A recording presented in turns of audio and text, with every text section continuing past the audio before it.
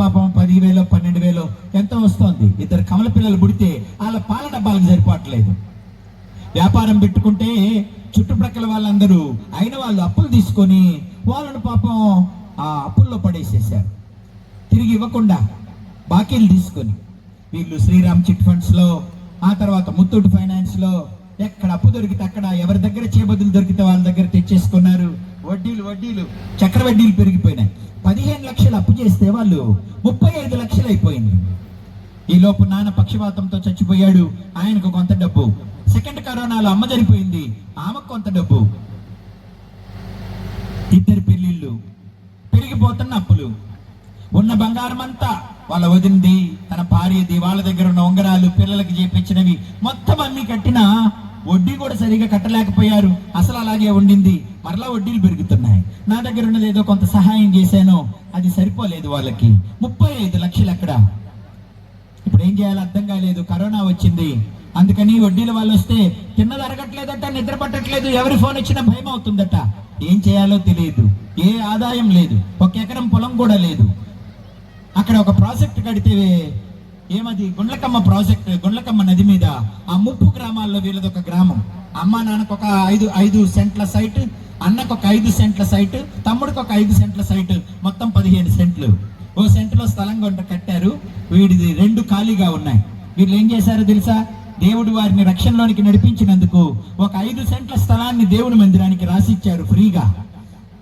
నేను అన్నాను, దేవుడికి వద్దులే, అది అమ్ముకొని డబ్బులు కట్టండి, 5 లక్షల దాకా వస్తుంది కదా అన్నాను. అప్పుడు వాళ్ళు ఏమన్నారు తెలుసా? 5 లక్షలు కడతాంలే, మరి మిగతా 30 లక్షలు ఎక్కడి నుండి వస్తాయి? అందుకని దేవునికి ఇచ్చాం. దేవుడే మాకు సహాయం చేస్తాడు. దేవుని మీదే ఆధారపడుతున్నాం. ఈ 5 సెంట్లు మరలా మేము తిరిగి తీసుకోం. నువ్వు మందిరాన్ని కట్టమంటే నేను అక్కడ మందిరాన్ని కట్టాను. నా ప్రియ దేవుని పిల్లరా, ఈ అబ్బాయి మందిరం కట్టక ముందు సంగతి చెబుతున్నా. స్థలాన్ని వాళ్ళు ఇచ్చేసేసారు. అప్పటికి మందిరం కట్టలేదు. స్థలాన్ని మాత్రం వాళ్ళు వెనక్కి తీసుకోలేదు. వాళ్ళ అన్న ఉంటున్న స్థలంలోనే ఉంటున్నారు. ఈలోపు అమ్మ నాన్న చనిపోయినారు కదా, హైదరాబాద్ వెళ్తానన్నాడు పని చేసుకోవటానికి. సరేనని అక్కడికి వెళ్ళి చూస్తే ఈ కరోనా టైంలో అందరి దగ్గర డబ్బులు అయిపోయి ఎవరు కన్స్ట్రక్షన్ వర్క్ చేయట్లేదు. రోజుకు ఒక 500 కూడా దొరకక, ఇంటర్నెట్ నడవక, అన్నం కూడా తినడానికి లేక 11 నెలల పసిపిల్లని తీసుకొని పోతే వాళ్ళకి చాలా కష్టమైపోయింది అక్కడ. అలా ఉండగా వాడు నా దగ్గరికి వచ్చాడు. ఉపవాస ప్రార్థనకి దేవుణ్ణి ఆశ్రయించాడు. అన్నా, ఏదో నాకు తెలిసిన వాళ్ళు, నా తెలివితేటలతో నేను పోయాను, నా సొంత ఆలోచనతో. ఇప్పుడు దేవుణ్ణి అడుగు, దేవుడు ఎక్కడికి వెళ్ళమంటే అక్కడికి వెళ్తా. దేవుడు నన్ను ఆశీర్వదించకపోతే నా ఇల్లంతా అమ్ముకున్నా, మేమందరం ఎండ్రిని దాగి చచ్చిపోయినా, ఇక వేరే ఆ దారే లేదన్నా అన్నాడు. సరేనని ఆ రాత్రి ఉపవాస ప్రార్థన చేశాం. ప్రార్థన చేసి ప్రభువుకు అప్పగించుకుంటే తెల్లారే కల్లి మా ములుగు అనే ప్రాంతం నుంచి, వరంగల్ దగ్గర నుంచి వాళ్ళ ఆవిడ వాళ్ళ బాబాయ్ ఫోన్ చేసి ఇక్కడ చాలా పనులు ఉన్నాయి రమ్మన్నాడట. అన్న వెళ్ళమంటావా అన్నాడు. దేవుడు తెరిచిన ద్వారం, వెళ్ళు బాబు అని చెప్పాను. అక్కడికి వెళ్ళిపోయిన తర్వాత అక్కడికి వెళ్ళి 1,00,000 రూపాయల పని చేస్తే వాళ్ళ మామ, నేను పని చూపించాను గనక ఆ 1,00,000 రూపాయలు నాకు తీసుకుంటానని చెప్పా పెట్టకుండా తీసుకొని వాడేసుకున్నాడట. నాకు ఫోన్ చేశాడు.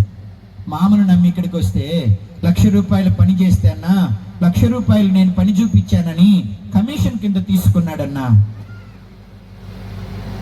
సొంత పనులు నాకే వచ్చేటట్లు ప్రార్థన చేయవా అన్నా అన్నాడు. ప్రభువుని అడిగాను, ప్రభువా, అమ్మా నాన్న లేని అనాథలు నాయన, ఎవ్వరి సహాయం లేదు. వాళ్ళు బాగున్నప్పుడు బంధువులందరూ వచ్చి వాళ్ళ ఇంట్లో కూర్చొని భోజనాలు చేశారు, మందలు.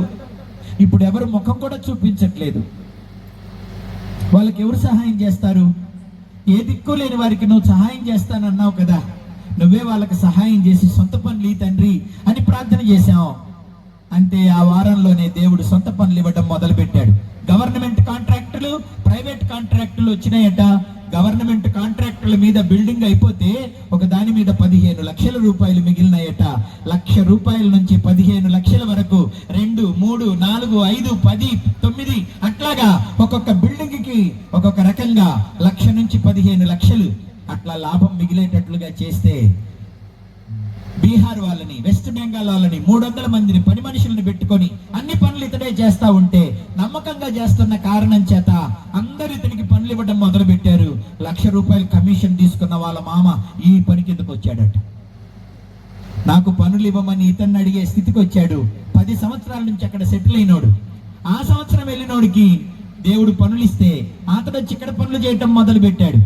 ఆ పనులతో 35 లక్షల రూపాయలు అప్పు తీర్చేసేసాడు. నన్ను అన్నాడు, బైక్ కొనుక్కుంటానన్నా అని. అప్పు చేయకుండా కొనుక్కోరా, డబ్బులుంటే అన్నాను. బైక్ కొన్నాడు. ఆ తర్వాత మోటార్ వేయించుకుంటానన్న, బోరింగ్ నీళ్ళు తెచ్చుకోవటం కష్టంగా ఉంది పిల్లలకి అని అంటే వేయించమంటే 40,000 పెట్టి మోటార్ వేయించాడు.